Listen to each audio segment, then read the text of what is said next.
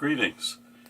I am Pastor Larry Eckholm, a Lutheran pastor of the Evangelical Lutheran Church in America, and I'm sharing with you Moments to Live By, taken from the Gospel of St. Matthew, the 14th chapter, verses 13 through 21, and applying them to today's living.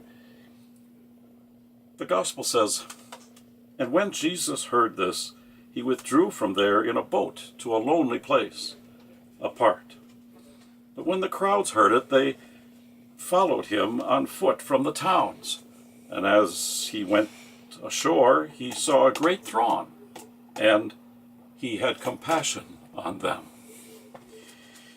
He healed their sick. When it was evening, the disciples came to him and said, 'This is a lonely place, and the day is now over. Send the crowds away to go to the villages and buy food for themselves.' Jesus said, 'They need not go away. You give them something to eat.' And they said to him, 'Well, we have only 5 loaves here and 2 fish.' And he said, 'Bring them to me.' And then he ordered the crowds to sit down on the grass, and taking the 5 loaves and the 2 fish, he looked up to heaven, and blessed and broke, and gave the loaves to the disciples, and the disciples gave them to the crowds. And they all ate and were satisfied. And they took up 12 baskets full of the broken pieces left over. And those who ate were about 5,000, men besides women and children." This text is this parable, this story. Parable means story. And this story of Jesus is called the feeding of the 5,000. Now, wherever Jesus went, at least in the early part of his ministry, he was pursued by crowds of people. Some were concerned, some were simply curious. But he had the reputation of doing wonders, and if by some chance they could see one of those wonders performed, or it was so much the better. And if, of course, they were in a position themselves to be worked on in a miraculous way, that was even better still. Jesus cared about the human body and its needs. When he realized that the people were hungry, he provided the food that their bodies needed. In this text from St. Matthew, we hear Christ saying those words, "I have compassion on them." Many people had come without notice to hear Christ's teaching, to benefit by his works of healing. The provisions which they brought with them were all used up. And at this point, Jesus, knowing that it would be useless to preach to hungry people, he called the disciples together for consultation. He said to them, "I have compassion on them. I cannot send them away in their condition." So we immediately see taking place here the miracle in the wilderness. This miracle presents to us a Christ of power and of great love. Our attitude toward life, is important in what we make out of it. It's up to us. It's like a little girl who was studying to be a missionary, and her father brought her the world that she might want to locate the places where she would serve as a missionary. As she looked at that globe, and as she learned more about geography in school, she became thrilled at the idea of growing and having an opportunity to visit many of these places. One day she talked with her father, and she picked up that globe and drew her arms all around it and held it so tight, and she said to him, "Oh, Daddy, I just love my world. I just love my world." There is not a soul on the face of this globe who could not say that if he or she had the power of God at work in his or her life. This power could take their life regardless of how insignificant they might seem it to be, and make of it that which is only what God can do. The story of the feeding of the 5,000 is an account of the power of God, an example of the impossible becoming possible, the insignificant becoming significant. Well, when does the impossible become possible? First of all, it doesn't depend upon how much we have in material possessions. No. It's said that one day this little boy decided to go fishing, and he probably wouldn't get back until late in the day, and so his mother made some sandwiches for him. The boy took off, caught some fish, and was looking for a place to sit down and eat his lunch when he saw a crowd of people over on the hillside. He walked over there to see what was going on, and he noticed a man was talking to them. It was Jesus, of course. And soon it was time for supper, and the people began to get so hungry. And everyone seemed to be quite concerned because they had no food with them. It was all gone. They were some distance from the nearest town as well. The little boy wished he had more food to share. It seemed so selfish for him to sit and eat while others had nothing to eat. And if he could just share his lunch, he thought. But that obviously seemed to be impossible. Well, that's what he thought. That's what they all thought. What were a few sandwiches and fish among so many people? But God was in the picture. God was in the picture, friends, and he blessed the few loaves, and they became much. And this simple story of a little boy and his lunch has come down to us through all of these centuries. The insignificant becomes significant. The miracle of the impossible becoming possible does not depend upon how many material possessions we own.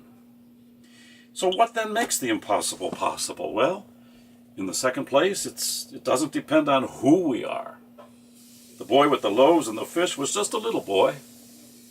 Sometimes people do not give God what they should because they think that their life doesn't amount to anything. They're not worth anything. It's not true. You are important to God. And they minimize what God can do with their life. But friends, we're never quite as poor as we think we are. This was just a little boy in the gospel story. But think of the record of Jesus and notice with what reverence and respect he always treated the children. One day when the children, you recall, wanted to come to him, the disciples pushed them away and said, "We're sorry, but Jesus is just too busy to talk with you today." But Jesus didn't agree with that. He said, "Let the children come to me. Don't keep them away, for to them belongs the kingdom of God." Another time you remember how a poor elderly widow quietly entered the temple or the church. She didn't want anyone to see her. She didn't look good. Her clothes were very plain, and she didn't have much to give in the offering plate. But the temple bells rang out when that widow put into the offering plate just a fraction even of a penny, for it was all that she had. The insignificant becomes significant when it is given to God with a true heart and not kept for our own selfish purposes, no matter who we are. Now, what really does make the impossible possible? Well, it depends partly upon what we do.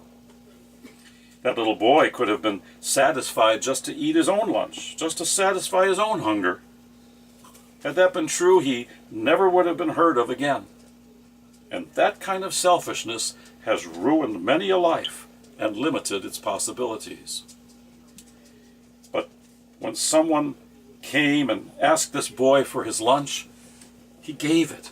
He gave it willingly. And he could not understand how his little lunch could feed 5,000 people. He apparently did not argue that it was only silly to give it up. If he had said, "Oh, it's impossible, these sandwiches cannot feed all these people," the story would have taken a different turn. But he gave them. And Jesus took those little sandwiches and those fish, and he fed all those people. Not only were the 5,000 fed, we read, but the boy was fed too.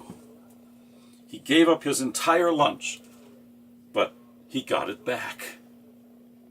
There was more than enough, with 12 baskets left over. You see, the more we give with a grateful heart, the more comes back to us. God expects a great deal from us as his people. He created us, so we are his people. He just doesn't want us to be able to spit out Bible verses at people to show them how holy am I. No. He wants us to take the writings of Scripture and apply them to everyday life situations. Don't make the Bible something boring. Make it alive by living the gospel in everyday life. There was once a lady who wrote an open letter to her congregation who had thought only of themselves, How are we going to meet this obligation for our church? How are we going to make the payment on our building? How are we going to meet our own selfish needs? And so on. And in the letter to these people, she wrote, "You were sent to me with the gospel, but when I was hungry, you only discussed my hunger in the church council meeting. When I was imprisoned, you only prayed for me, but I waited in vain for your visit. When I was naked, you made a statement about the immorality of my appearance. When I was sick, you pitied me and thanked God for your own good health. When I was homeless, you only preached to me of the heavenly home waiting for me after death. When I was lonely, you did not want to disturb, and so you just left me all alone and enjoyed your friends and family. And the Lord will answer them, 'Truly I say to you, as you did this to one of the least of these, my brethren, you did it to me.'"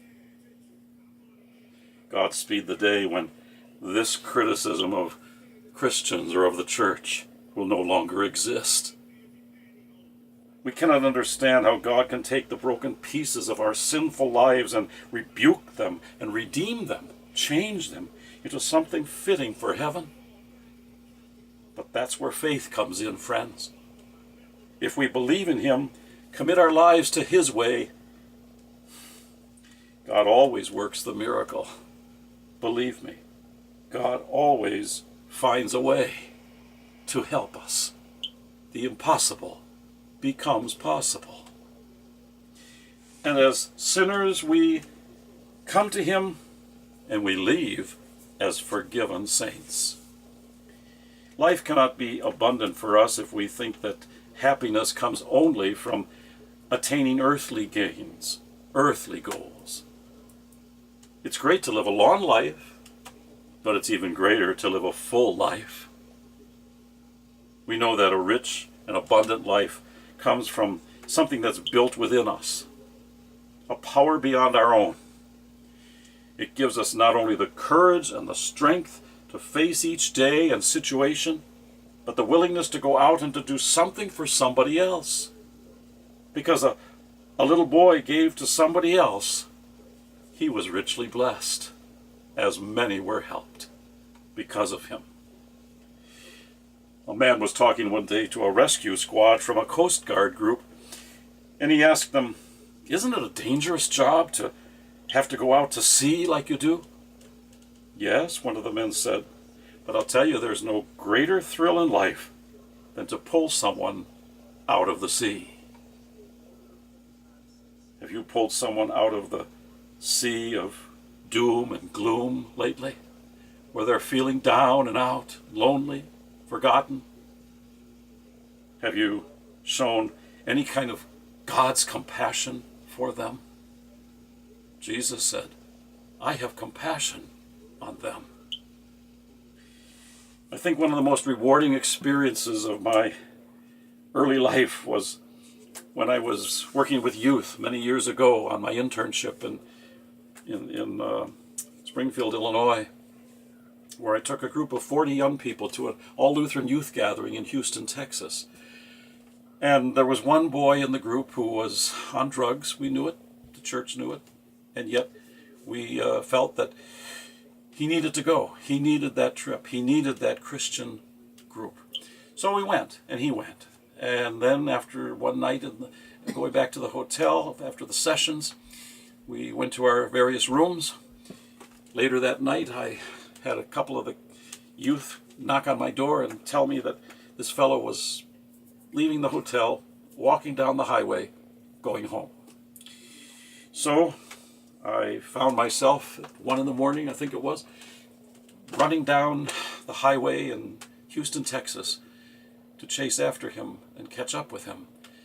Finally, he went into a brush, and we stopped, talked, prayed, cried, listened, and he found support. He found someone who had compassion on him.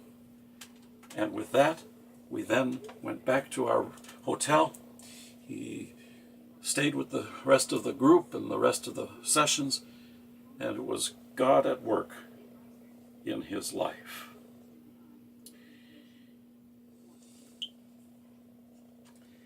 Maybe it's someone in your business, someone where you work, someone in your family.